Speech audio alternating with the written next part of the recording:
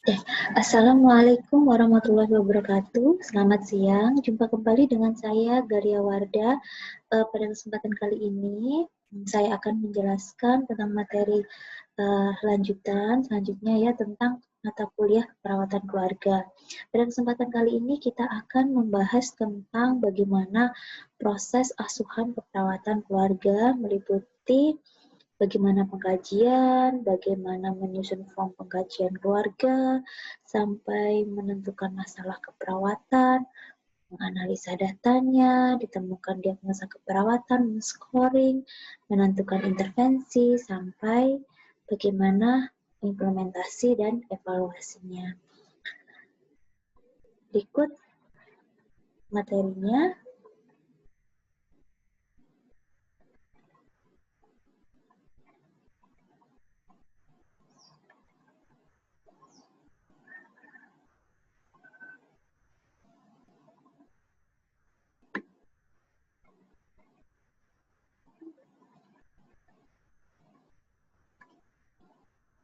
Nah, asuhan keperawatan keluarga. Silakan disimak ya.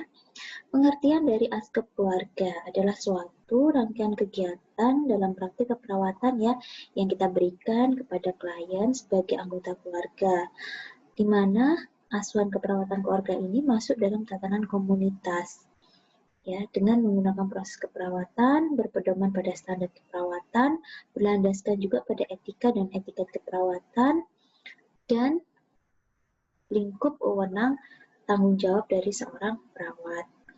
Jadi, karena kita berlandaskan pada etika, maka bentuk kita memberikan asuhan keperawatan harus bersifat profesional, beretika.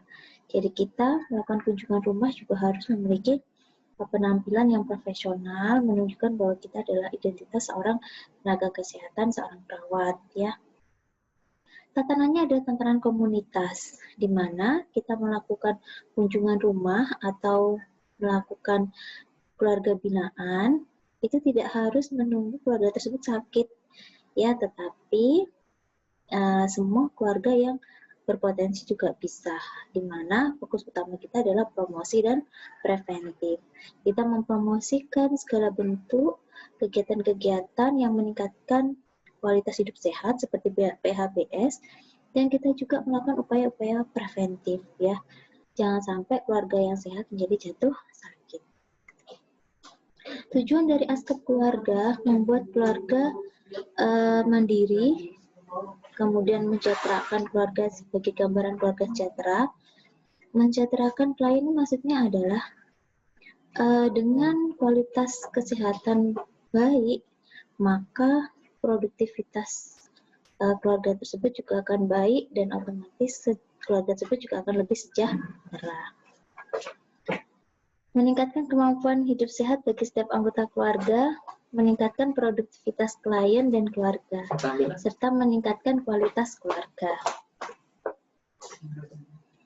Misi dalam memberikan aspek keluarga ya, yang pertama misinya adalah memperdayakan keluarga untuk membangun setiap anggota keluarga agar dapat memberikan kesehatan yang optimal. Jadi misi kita untuk melakukan kunjungan keluarga adalah keluarga tersebut bisa mandiri, sehingga kita libatkan mereka dalam setiap kegiatan kita, mulai dari pengkajian, agar mereka bisa menentukan atau mengenali masalah kesehatan mereka sendiri.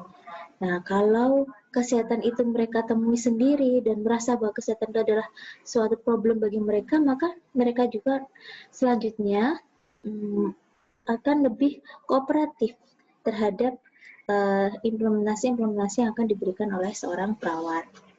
Membina kemitraan dengan keluarga sehingga dapat mandiri dan meningkatkan ketahanan keluarga, bermitra, bekerja sama ya. Jadi kalau ada anggota keluarga yang sakit, jangan kita sendiri yang akan berkomunikasi dua arah dengan yang si sakit, tapi kita juga harus bermitra dengan anggota keluarga yang lain. Misalkan kalau si bapak yang sakit, maka kita juga harus bermitra, bekerja sama dengan si ibunya, dengan anak-anaknya. Nah, sehingga si anggota keluarga yang lain akan bisa meneruskan perawatan kesehatan tatkala perawat sudah tidak melakukan kunjungan rumah lagi. Meningkatkan peran keluarga dalam pencegahan primer, sekunder, tersier di dalam kesehatan. Mewujudkan kesehatan sebagai hak setiap individu dalam anggota keluarga, ya. Mempersiapkan SDM yang berkualitas dengan peran serta aktif keluarga sehingga mereka akan memiliki karakter yang kuat dan cerdas. Ya, maksudnya di sini keluarga tersebut kita maksimalkan kemampuannya, ya, terkait dengan pengetahuan tentang konsep sehat sakit. Jadi yang asalnya anggota keluarga yang tidak tahu tentang penyakit menjadi lebih tahu. Yang asalnya ada anggota keluarga yang bingung untuk mengambil suatu keputusan yang tepat jika ada anggota keluarga yang sakit menjadi tahu. Gitu. Jadi mempersiapkan SDM dalam keluarga itu memiliki pengetahuan yang lebih baik dari sebelumnya. Oke, kita masuk ke proses keperawatan keluarga ya. Jadi tadi misi kita, karakteristik kita ya, lanjutan dari materi sebelumnya. Nah, sekarang kita masuk ke proses keperawatan keluarga. Dalam asuhan keperawatan keluarga ya, atau dalam kita melakukan keluarga binaan, jangan tidak memiliki suatu planning atau proses. Jadi saat kita melakukan kunjungan keluarga atau ingin melakukan suatu keluarga binaan, maka terlebih dahulu kita lakukan serangkaian proses keperawatan keluarga. Ya, proses. Langsung mengimplementasikan sesuatu tanpa kita proses terlebih dahulu. Nah, prosesnya apa? Yaitu proses keperawatan keluarga yang meliputi apa? Pertama adalah melakukan pengkajian. Dengan kita melakukan pengkajian, maka kita akan tahu permasalahan apa yang terjadi pada keluarga secara tepat. Tidak kita kira-kira. Terkadang, saat kita gali lebih dalam pengkajian, maka kita menemukan suatu masalah baru yang mungkin belum atau tidak dirasakan oleh keluarga, tetapi berpotensi besar mempengaruhi sistem atau fungsi di dalam keluarga tersebut. Ya, itu gunanya kita melakukan asuhan keperawatan keluarga itu harus melalui sebuah proses, ya.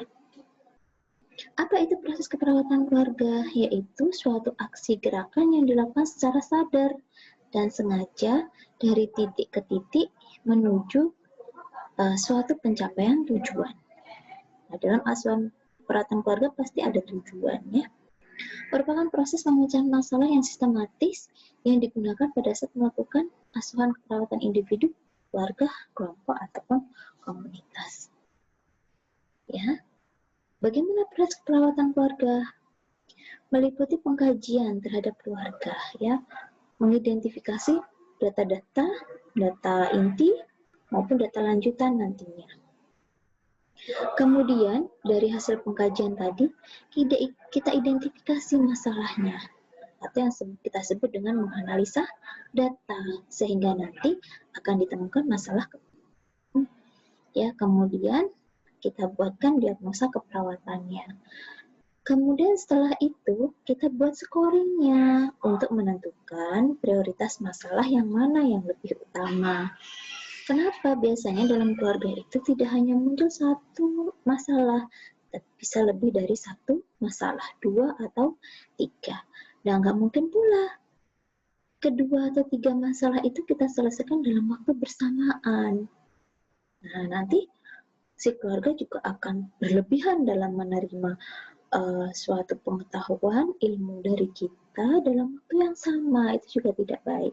Maka kita prioritaskanlah bersama-sama keluarga mana masalah keperawatan yang lebih dahulu kita tangani, yang memerlukan waktu lebih banyak.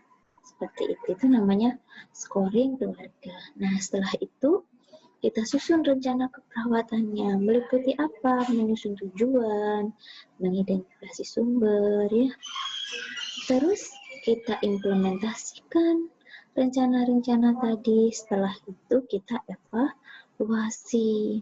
Jadi, kalau kita melakukan kunjung di keluarga binaan, minimal ada berapa kunjungan? Minimal ada 4 kunjungan ya, minimal itu. Pertama apa? PHSP,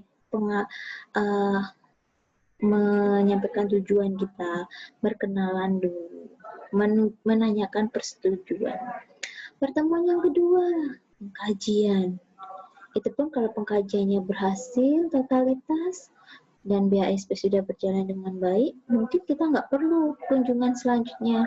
Tapi kalau datanya itu masih kurang dan terasa kita masih perlu data lebih dalam, kita bisa melakukan kunjungan berikutnya. Fleksibel ya. Kunjungan yang keempat apa? Yaitu melakukan implementasi.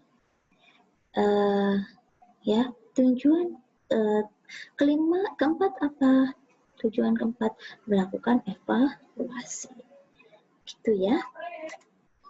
Nah, kita masuk ke pengkajian. Apa itu pengkajian? Suatu proses pengumpulan informasi terus-menerus untuk mengidentifikasi masalah. Bisa dari mana aja, kalau di keperawatan keluarga pengkajiannya bisa melalui wawancara, bisa melalui observasi. Nah, di dalam form pengkajian keluarga ada tuh observasinya. Apa itu? Melihat kondisi rumah, tempat tinggal keluarga. Kita buat denahnya, kita ceritakan rumahnya seperti apa, khususnya terkait dengan kebersihan, ventilasi, ya, kemudian pemanfaatan ruangan-ruangan sudah tepat apa belum, adakah kondisi-kondisi yang berisiko akan menimbulkan suatu cedera seperti itu. Ya. Ada juga terkait dengan dokumen. Nah, kalau misalkan kita perlu untuk melengkapi data di pengkajian kita bisa pinjam kakak dari keluarga tersebut, atau kita perlu mengetahui riwayat kesehatan si keluarga tersebut melalui catatan kesehatan di pelayanan kesehatan setempat, misalkan di puskesmas ataupun di posyandu, pospindu, atau pada lembaga-lembaga terkait seperti LSM. Oke, sebelum kita melakukan suatu hubungan lebih lanjut kepada keluarga, baiklah kita untuk membina hubungan saling percaya. Karena apa? Kalau kita tidak membina terlebih dahulu BASP ini, bisa aja tatkala kita mengetuk rumah keluarga binaan kita ditolak. Itu sering sekali terjadi. Ya, karena mereka tidak kenal kita dan tidak tahu tujuan kita itu baik atau tidak, maka seringkali mereka menolaknya. Tapi kalau kita sudah membina hubungan saling percaya, menyampaikan tujuan kita baik, nah maka selanjutnya kita akan bisa melakukan proses asuhan keperawatan keluarga secara lancar ya. Oke, masuk ke pengkajian. Dalam pengkajian keluarga ada 2 tahap ya. Ada tahap 1 dan tahap 2. Pengkajian tahap 1 apa? Yang dikaji adalah data umum, meliputi nama kakak, usia dari kakak, alamat, pekerjaan kakak, pendidikan kakak. Kemudian kita buat komposisi keluarga dan genogramnya. Biasanya komposisi keluarga agar mudah untuk dibaca, kita gunakan tabel ya. Di dalamnya berisi apa? Status imunisasi, pendidikan, pekerjaan, ya. Nah, selanjutnya adalah tipe keluarga. Seperti materi sebelumnya sudah saya sampaikan, kita kaji apakah dia masuk nuclear family atau extended family. Suku bangsanya apa? Kita ceritakan.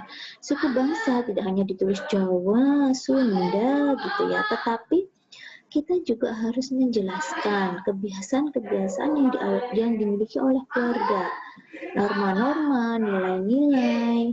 Misalkan, keluarga mempercaya ada Jawa yang tidak memperbolehkan makan makanan ikan setelah melahirkan atau setelah pos operasi. Nah, itu bisa kita ceritakan di situ contohnya yang terkait dengan budaya. Agama. Nah, kita tidak hanya menuliskan agama Islam, agama Kristen, agama Hindu, tetapi juga kebiasaan-kebiasaannya. Bagaimana aspek spiritualitasnya? Oke, agama Islam, tetapi tidak pernah beribadah.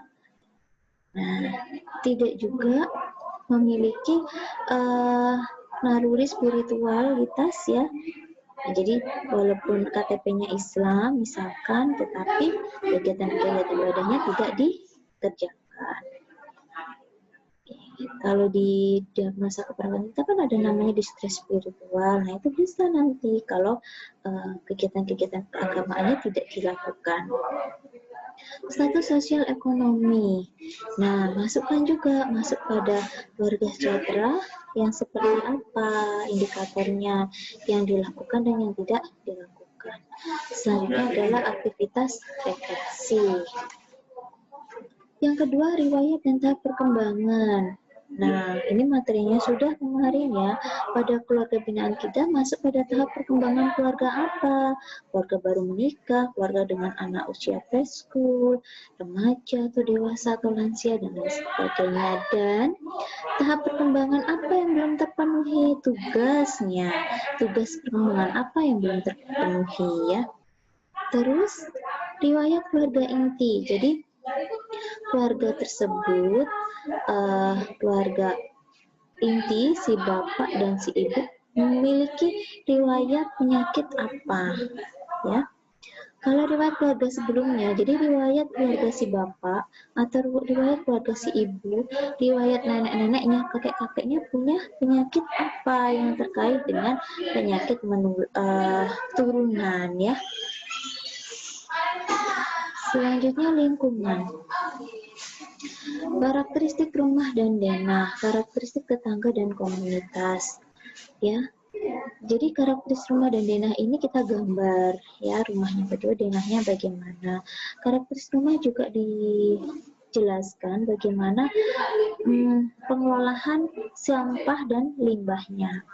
Karakteristik tetangga dan komunitas, terbuka, tertutup gitu ya. Mobilitas geografis keluarga. Jadi sebelum keluarga tinggal di daerah ini pernah mobile kemana aja, khususnya pada daerah-daerah yang endemis ya. Perkumpulan keluarga dan interaksi dengan masyarakat. Bagaimana keluarga tersebut dalam melakukan perkumpulan keluarga atau berinteraksi dengan masyarakat. Pernah nggak mengikuti perkumpulan dan lain sebagainya. Sistem pendukung keluarga. Ini yang kita kaji adalah siapa sih yang jika dalam keluarga itu punya masalah, keluarga itu biasanya minta pertolongan pertama kali ke siapa? Misalkan kebetulan tetangganya adalah mertuanya atau orang tuanya, ya itulah yang mereka mintai tolong, mereka mintain tolong untuk menolong mereka tatkala ada suatu masalah. Atau misalkan tetangga depan, tetangga samping, nah dan seterusnya ya. Kemudian struktur keluarga, pola komunikasi keluarga, komunikasi terbuka, tertutup, dimusyawarahkan terlebih dahulu, dan lain sebagainya. Struktur kekuatan keluarga ini siapa pengambil keputusan pertama kali dalam anggota keluarga, misalkan si ayah atau si ibu. Ya, ini terkait dengan struktur matrilinear atau patrilinear. Struktur peran. Bagaimana peran ayah, bagaimana peran ibu, dan bagaimana peran anak. Struktur nilai. Jadi nilai-nilai yang dimiliki oleh keluarga seperti apa? Kebiasaan-kebiasaan yang diterapkan dalam keluarga khususnya terkait dengan kesehatan. Pengkajian berikutnya adalah fungsi keluarga, yaitu fungsi afektif, fungsi sosial, fungsi perawatan kesehatan, fungsi reproduksi, dan fungsi ekonomi. Ya. Fungsi afektif berarti fungsi kasih sayang, fungsi sosial, fungsi bagaimana keluarga itu mengajarkan kepada anak-anaknya bersosialisasi. Fungsi perawatan kesehatan, nah ini terdiri dari ada fungsi konsep sehat sakit, ada fungsi pemanfaatan terapi-terapi herbal, istirahat tidurnya, dietnya, dan lain sebagainya. Fungsi reproduksi dan fungsi ekonomi ya, udah tahu. Oke, selanjutnya yang kita kaji adalah stres dan coping keluarga. Stresor jangka panjang dan stresor jangka pendek yang dimiliki oleh keluarga. Biasanya setiap keluarga memiliki stresor ya. Nah, misalkan lu punya hutang banyak, nah itu stresor jangka panjang. Atau misalkan punya anak yang kebetulan saat ini lagi sakit, nah stresor jangka pendek. Nah, kemampuan keluarga dalam merespon terhadap stresor itu bagaimana? Dan bagaimana strategi copingnya? Strategi coping yang adaptasi seperti apa, yang disfungsi seperti apa? Pengkajian selanjutnya adalah harapan keluarga terhadap petugas kesehatan tatkala adik-adik melakukan kunjungan rumah. Selanjutnya adalah pemeriksaan fisik, head to toe kita pakai. Semua anggota keluarga kita lakukan pengkajian atau pemeriksaan fisik. Oke, setelah itu kita lanjutkan ke tahap kedua. Pengkajian tahap kedua ini apabila kita menemukan suatu masalah di dalam keluarga. Penjajakan tahap kedua mengacu pada pelaksanaan 5 tugas kesehatan keluarga ya. Apa aja? Yang pertama adalah mengenal masalah. Contohnya, jika setelah kita mengkaji di tahap pertama tadi, kita temukan ada anggota keluarga, misalkan si bapak menderita DM, diabetes mellitus, maka kita perdalamilah pengkajian diabetes mellitus itu pada pengkajian tahap 2. Yang kita tanya apa? Pertama, mengenal masalah. Apakah keluarga tersebut mengenal penyakit yang diderita oleh si bapak? Apa itu penyakit DM? Penyebabnya apa? Tanda gejalanya apa? Apakah penyakit DM itu dianggap serius atau tidak di dalam keluarga? Ya. Yang kedua, mengambil keputusan. Si keluarga mampu untuk mengambil keputusan apakah bapak itu dirawat atau tidak. Lah, kita telah dulu persepsinya. Bagaimana persepsi keluarga itu akibat jika penyakit DM itu tidak ditata laksanaan, dan bagaimana keputusan mereka dibawa kemana, gitu ya. Selanjutnya melakukan perawatan sederhana yang bisa dilakukan di rumah. Ya, cara-cara perawatan yang sudah dilakukan apa itu kita kaji. Cara-cara pencegahannya bagaimana? Misalkan penyakit DMO sudah dibuatkan terapi herbal, dibuatkan jus apa ya biasanya menurunkan DM, misalkan jus seledri, nah atau apa. Misalkan juga sudah dikontrol makannya, gulanya dikurangi, nasinya dikurangi misalkan. Nah itu ya contoh-contohnya. Terus selanjutnya yang kita kaji adalah memodifikasi lingkungan. Lingkungan ada dua, lingkungan fisik dan lingkungan psikologis. Ya, jadi kalau terkait dengan penyakit DM biasanya terkait dengan lingkungan psikologis. Jadi bagaimana dalam anggota keluarga itu menjaga bagaimana jangan sampai si bapak itu menjadi tersinggung, marah, gitu. Yang terakhir adalah memanfaatkan fasilitas kesehatan. Pelayanan kesehatan apa yang biasa sudah dimiliki oleh keluarga dan bagaimana frekuensi kunjungannya, frekuensi kontrolnya. Ya. Oke, saya rasa untuk materi pengkajian ini kita cukupkan sekian. Nanti pertemuan selanjutnya adalah tentang diagnosa, tentang intervensi, ya, tentang bagaimana men-scoring. Diagnosa dulu ya, terus men-scoring, menyusun intervensi, mengimplementasi, dan mengevaluasi. Oke, ada tugas sebagai bentuk absensi untuk adik-adik. Silakan buat form pengkajian seperti yang apa sudah saya jelaskan. Apa aja sih yang perlu dikaji? Ya, silakan dikumpulkan di GS ya, di Google Scholar-nya. Oke, terima kasih banyak atas perhatiannya. Saya akhiri. Wassalamualaikum warahmatullahi wabarakatuh.